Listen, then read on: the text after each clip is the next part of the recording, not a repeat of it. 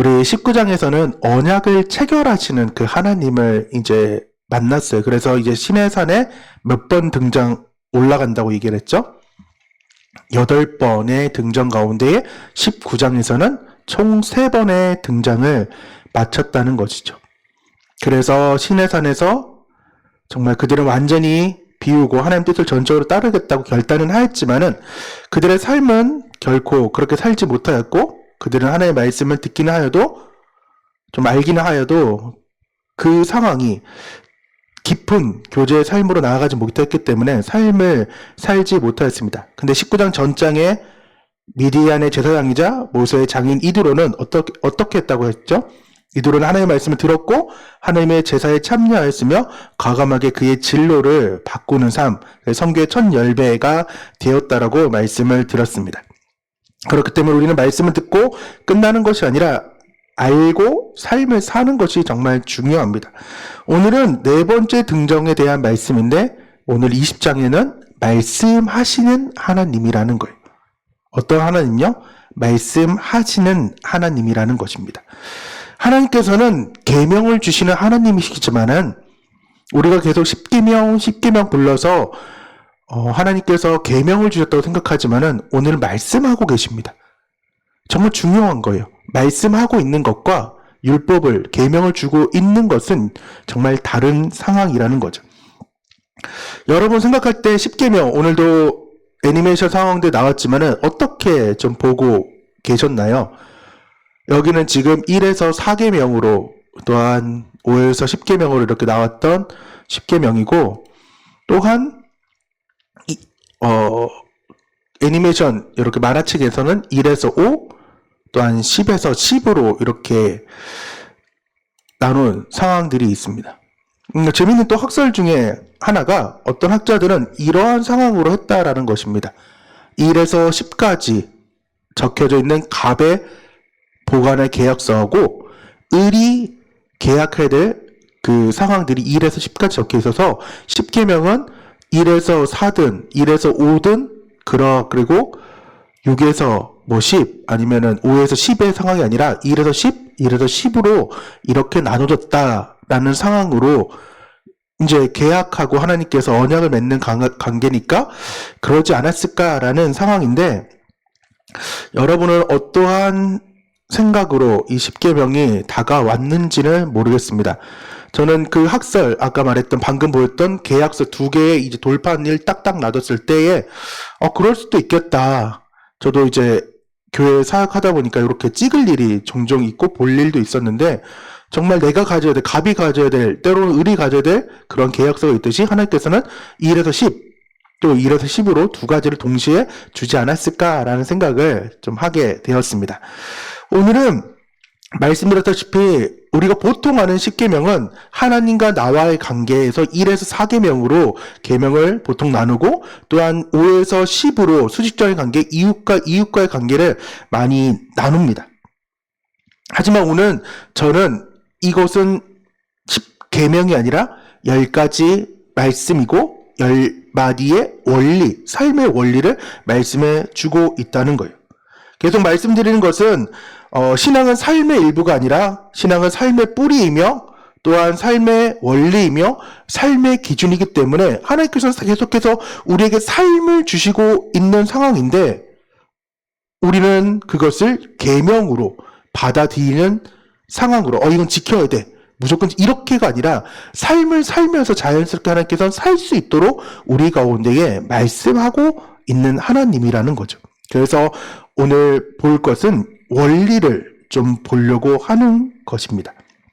그래서 20장 1절 말씀을 우리 함께 읽어보도록 하겠습니다. 20장 오늘 본장 1절입니다.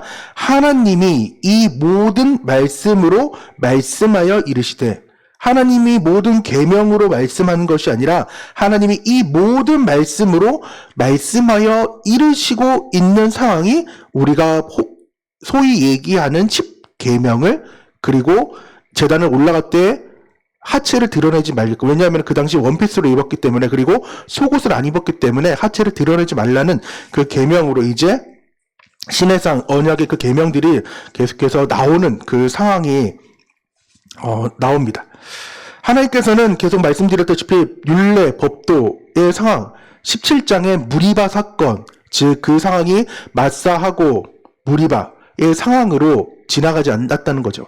르비딤의 그 사건, 물이 없어가지고 하나님을 시험했던 그 상황으로 나아가는 것이 아니라 말씀하고 있다는 것입니다. 그래서 어떻게 말씀을 하고 계시느냐? 1에서 5가지의 원리는 전능하신 하나님 한 분만을 인정하라. 2번째 원리는 우상은 어떤 모양이든 금하라. 3번째 원리는 하나님의 이름으로 헛되이 맹세하지 마라. 4번째는 안식일을 구별하게 하기 위하여 기억하라. 5원리는 부모를 공경하라. 6원리는 살인하지 말라. 7원리는 간음하지 말라. 8원리는 도둑질하지 말라. 9원리는 거짓 증언하지 말라. 10원리는 탐내지 말라. 라는 상황으로 하나님께서는 말씀하고 있는데, 이렇게 1에서 10까지의 그 원리들을 다 말하면은 논문도 엄청 많기 때문에 말할 수 없기 때문에 저는 2, 5 원리를 말하려고 합니다. 특별히 1에서 4가 아니라 1에서 5 원리로 하나님께서는 말씀하고 있다는 것을 우리는 좀 눈여겨볼 필요가 있다는 것입니다. 왜 이렇게 말씀하시냐? 첫 번째 원리에서 정확하게 말씀해 주고 있습니다. 전능하신 하나님 한 분만을 인정하라는 것입니다.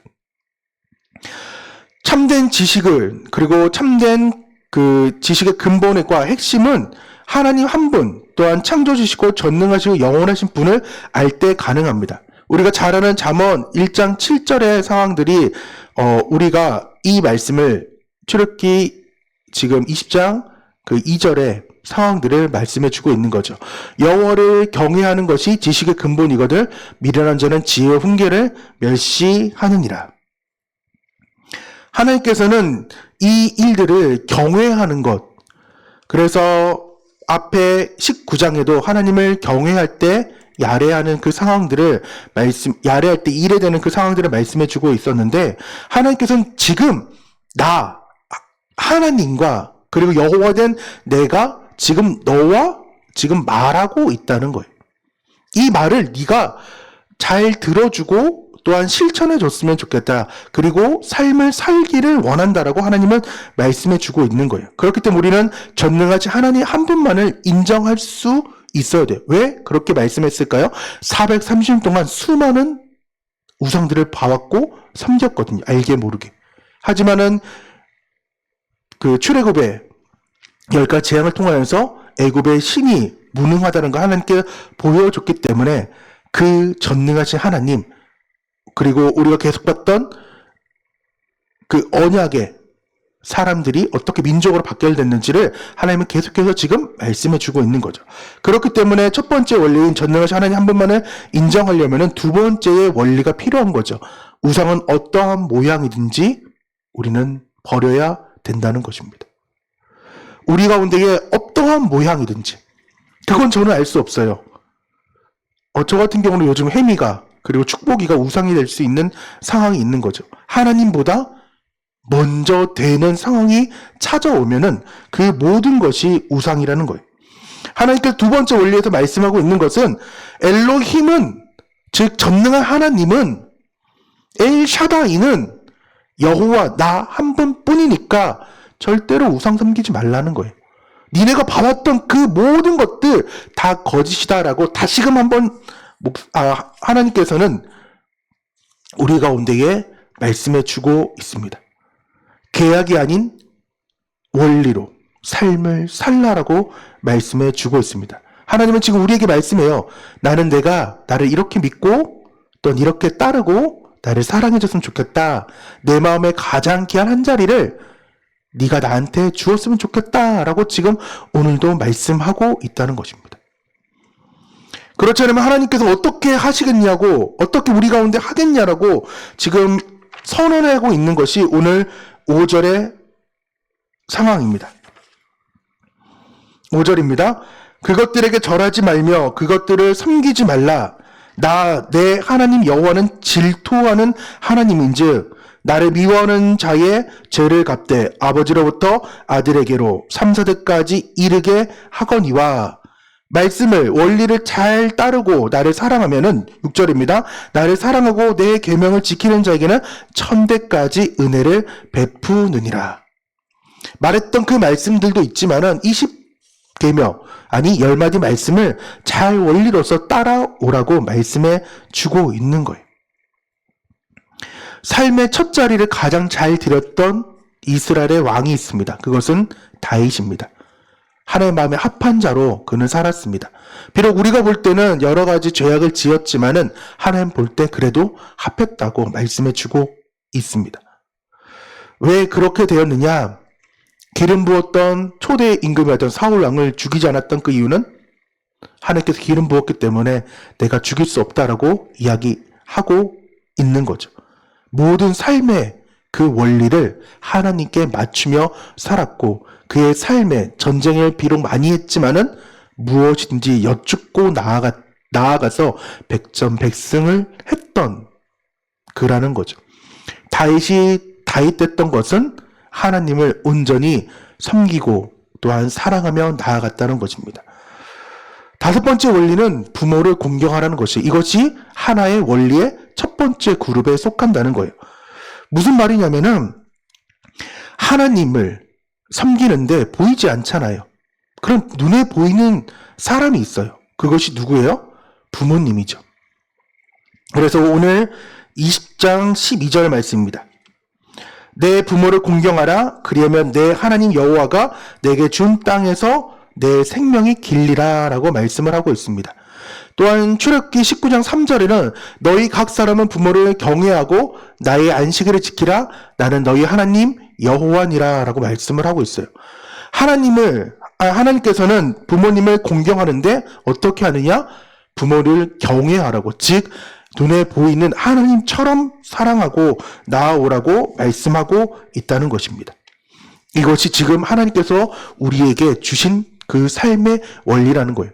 즉 눈에 보이는 부모님도 온전하게 공경하지 못하고, 아니 공격하며 사는데 어떻게 눈에 보이지 않는 나를 경외할 수 있느냐?